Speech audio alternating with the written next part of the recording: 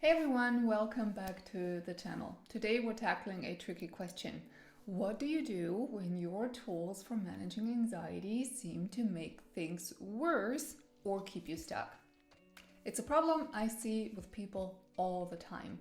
Them using strategies like diffusion and acceptance, but instead of finding relief, they feel even more trapped in the anxiety loop. Here's the key takeaway. Your tools aren't the problem, it's how you're using them. Let's talk about how to get unstuck and use diffusion and acceptance as tools for real relief and not as compulsions. So how can you tell that you're using these tools as compulsions? Here are some clues. Number one, you feel frustrated when anxiety doesn't go away after applying them. If you've diffused and allowed, but the discomfort sticks around and you ask yourself, what am I doing wrong? That's a red flag there. Next, you're constantly monitoring how you're feeling. You might be thinking, am I already calmer? Is the sensation gone? You see, that's not letting go. That is trying to micromanage your feelings. Or you might be repeating actions or sentences excessively, saying things like, it's okay, it's just anxiety 10 times in a row. That's also no longer diffusion. That is reassurance seeking. Here's a reminder I tell my clients. Diffusion and acceptance are like planting seeds. You don't stand over the soil and ask, why aren't you growing yet?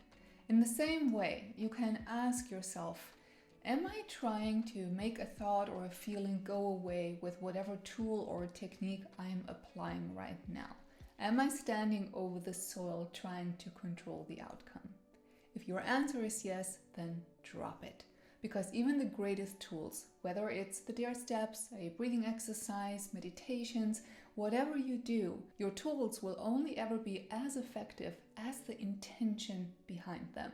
When used with the wrong intention, even the best tools can turn into weapons that work against you.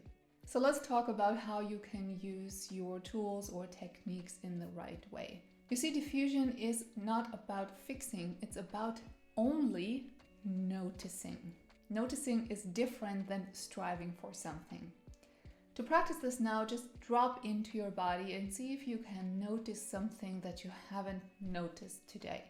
Could be a tension in your shoulder or even something that feels pleasant or good, whatever it might be. So when you become aware of it, for example, the sensation of your breath, this is not a cognitive noticing, right? It's not your mind telling you, oh yeah, you're breathing. You have to actually drop into your body and notice, I'm breathing. So that is noticing. And don't judge it, right? That's the next thing. It's neither good nor bad. It just is what it is. And thoughts are just another sensation of the mental realm. So when you drop into your body and you find something, but you put a condition on it for the sensation to go away the moment you notice it, that is a compulsion, right? And diffusion works in the same way.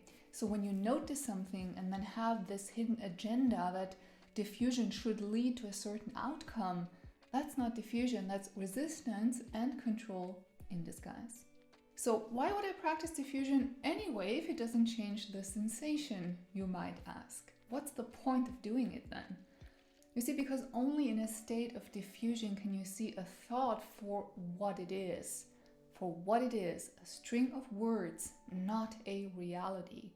And in that tiny space, you have the freedom to choose how to react to it. And allowance works in a similar way. Think about how you'd support someone you love who's going through something painful. Would you say, look, it's okay to feel this way, that's fine, with the secret hope that it ends their pain and your discomfort? Of course not. But we often do this to ourselves, setting different rules for accepting our own pain compared to others. If you notice the slight tension in your chest right now, take it as a signal to free your acceptance from any attached conditions. Let it be there without judgment or a hidden agenda to make it disappear. Why practice acceptance? Because it frees you. It allows relief to happen. Not because the anxiety is gone instantly, but because you're no longer battling with it. And when you drop that struggle, you stop feeding the anxiety cycle. And this is where real healing can begin. You might be thinking, but the pain of anxiety is so overwhelming. How is this better? Well, you might disagree with me here. I get that. But I know that the suffering that resistance and struggle creates is nowhere as heavy as the pain of just the raw anxiety experience. If you keep resisting, it doesn't get you anywhere. It just adds suffering to pain. But when you fully allow things to be as they are, when you practice radical acceptance of what is, it gets you back into a state of flow, into a state where your whole being can become more flexible. It gets you moving. And in that state of flow, and maybe flow is the wrong word because it implies that it's a state of feeling great and good. No. Flow in that context is more a bit flexible, a bit more room to take a sip of air, a bit more room to place one foot in front of the other. And oftentimes that is enough to get the next insight or a next thought that helps you move forward, as opposed to circling round and round and keeping you stuck. Hope this helped, guys. Give it a try. We have lots of guided meditations to help you practice these steps, and you'll find the links in the description box below. Follow me and Dear on Instagram for more content. Like this video if it helped, and I'll see you in the next one. Bye.